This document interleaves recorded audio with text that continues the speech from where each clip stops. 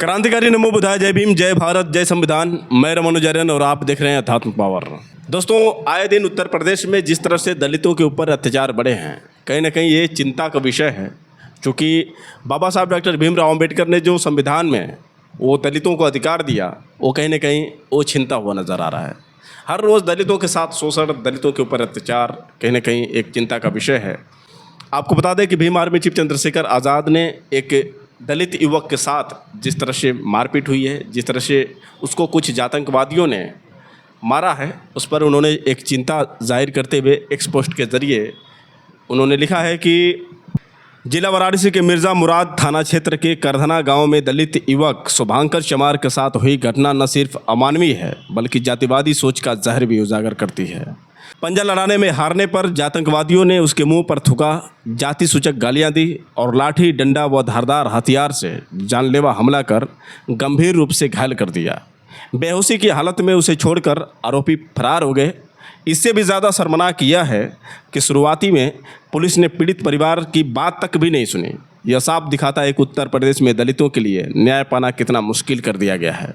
हम UP government से मांग करते हैं कि सभी आरोपियों की तुरंत गिरफ्तारी हो, SC/ST अत्याचार निवारण अधिनियम की सख्त धाराओं के तहत फास्ट ट्रैक कोर्ट में सुनवाई हो, पीड़ित को सरकारी सुरक्षा और उचित मुआवजा दिया जाए।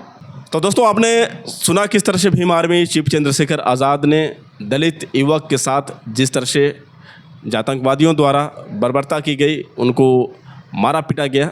इससे उन्होंने चिंता जाहिर की है और उन्होंने साफ तौर से बताया कि पुलिस जो है पहले FIR भी नहीं लिख रही थी। तो कहने का मतलब ये है कि उत्तर प्रदेश में जो शासन व्यवस्था है, आप समझ सकते हैं कि किस तरह की है और किस तरह से एक भेदभाव के तहत लोगों को न्याय दिया जा रहा है।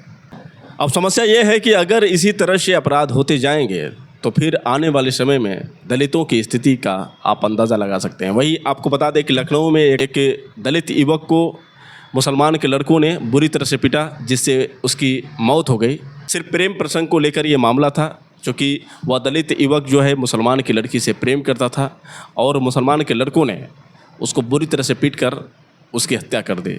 तो सोचने वाली बात है साथियों, किस तरह से जो है यूपी में दलितों के साथ अत्याचार किया जा रहा है और उनके ऊपर जिस तरह से शोषण किया जा रहा है, कहीं ना कहीं एक चिंता का विषय है।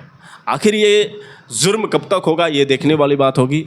क्या जो सरकार है, ये सरकार भेदभाव कर रही है या फिर पुलिस वाले जानबूझकर कहीं ना कहीं जो दलितों के साथ अत्याचार होते हैं उनको अनदेखा कर देती है।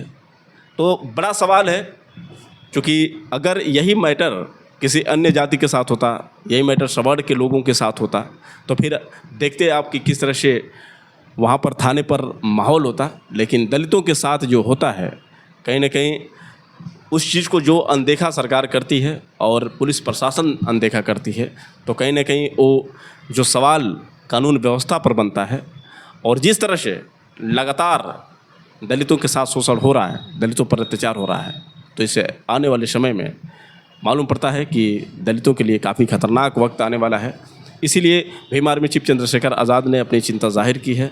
चंद्रशेखर आज़ाद जो लगातार महिलाओं के ऊपर अपराध होते हैं, दलितों के ऊपर जब अपराध होते हैं, किसानों पर होते हैं, गरीबों पर होते हैं, तो आवाज़ हमेशा उठाते हैं।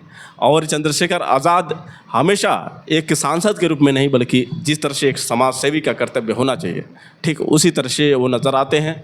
क्योंकि हर बार देखा गया है कि जब भी किसी नेता की ज़रूरत पड़ती है तो सभी को उम्मीद सिर्फ चंद्रशेखर आज़ाद से होती है, क्योंकि एक बुलावे पर सिर्फ चंद्रशेखर आज़ाद ही आ सकते हैं और गरीबों की बात कोई सुनने वाला नेता है तो सिर्फ चंद्रशेखर आज़ाद ही हैं। इसी चीज़ को लेकर मैं आपको बता दूं कि बिहार में चंद्रशेखर आज़ाद पर सारी उम्मीदें टिकी हुई हैं और कहीं ना कहीं जो जनता है, कहीं ना कहीं सरकार में बदलाव लाना चाहती है। और इस बार जिस तरह से चंद्रशेखर आज़ाद का जो दौर नज़र आ रहा है, उसे साफ पता चल रहा है कि चंद्रशेखर आज़ाद अन्य पार्टियों पर पूरी तरह से भारी पड़ने वाले हैं। 100 सीटों पर चुनाव लड़ने वाले हैं चंद्रशेखर आज़ाद। और आपको बता दें कि जिस तरह से भीम आर्मी के स्थापना दिवस पर बापू सभागार में भीड़ इकट्ठा हुई थी, लगभग लाखों लोग वहाँ पर जमा हुए थे, जबकि सिर्फ बिहार में ही ये सूचना दी गई थी। लेकिन आपको बता दें कि प्रदेश के हर क्षेत्र से, लगभग हर राज्यों से लोग वहाँ पर जमा हुए थे। 1 लाख की भीड़ थी और 1 लाख की भीड़ में चंद्रशेखर आज़ाद ने दिखा दिया कि सिर्फ वो उत्तर प्रदेश में ही नहीं बल्कि अन्य स्टेट में सभी पर भारी पड़ने वाले हैं। वजह यह है कि चंद्रशेखर आज़ाद सबकी समस्याओं को सुनते हैं, चाहे छात्रों की बात हो, चाहे गरीबों की हो, चाहे किसानों की हो, चाहे महिलाओं की हो, चाहे गरीबों की हो, हर लोगों की आवाज़ है चंद्रशेखर आज़ाद और इसलिए चंद्रशेखर आज़ाद को जनता पसंद कर रही है। तो कहने का मतलब ये है कि जिस तरह से चंद्रशेखर आज़ाद लगातार बैक टू बैक जो ये उपलब्धियां पाते जा रहे हैं, तो कहीं ना कहीं आने वाले समय में एक बहुत उभरते हुए जो ये नेता हैं, लगभग आपको बता दें कि इंटरनेशनल स्तर पर देखा जाए तो लगभग 100 नेताओं की सूची में भी चंद्रशेखर आज़ाद को शामिल किया गया है। और वही बात करें चंद्रशेखर आज़ाद की लोकप्रियता का, तो चंद्रशेखर आज़ाद की लोकप्रियता इस समय आप देखें तो भारत के सभी नेताओं से बढ़कर है और सबसे ट्रेंडिंग में अगर कोई नेता है तो चंद्रशेखर आज़ाद हैं। सबसे ज़्यादा गूगल पर सर्च किए जाने वाले नेता हैं तो चंद्रशेखर आज़ाद हैं। तो इस तरह से आप उम्मीद लगा सकते हैं कि चंद्रशेखर आज़ाद आने वाले चुनाव में सब पर भारी पड़ने वाले हैं, चाहे बिहार का चुनाव हो, चाहे उत्तर प्रदेश का हो। तो अब देखने वाली बात है कि जनता चंद्रशेखर आज़ाद की उम्मीदों पर कितना खरे उतरती है और चंद्रशेखर आज़ाद को चाहने वाले लोग कितने हैं। आखिर चंद्रशेखर आज़ाद बिहार में कितनी सीटें निकाल पाते हैं, ये सबसे बड़ा सवाल होगा, सबसे बड़ा विषय होगा।